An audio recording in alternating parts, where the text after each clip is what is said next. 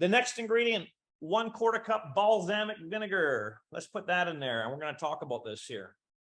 It's very important. I'm here to educate you. We're not here just to make a salad dressing and eat salad. I'm here to educate you on salad dressings.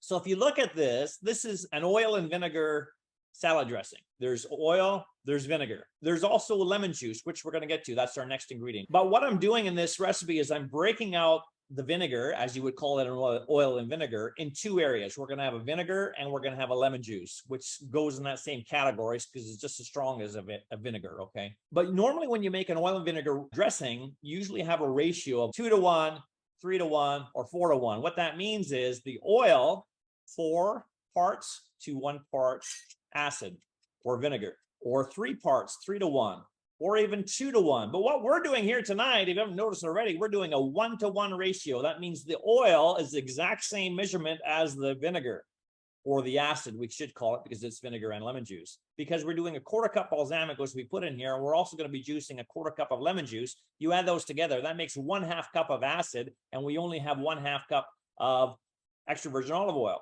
In order to pull that off, because that's going to be so strong, doing a 1-to-1, we need a whole bunch of sweetness in order to back off all those sharp notes of that acid in order for you to taste this and appreciate anything. Otherwise, you're just bombarded with acid and you don't find it flavorful at all because it's just too flavorful. You understand where I'm getting from? This is why if you look third ingredient down from the bottom, we have 2 tablespoons of liquid honey. That's going to smooth everything out and bring it all together.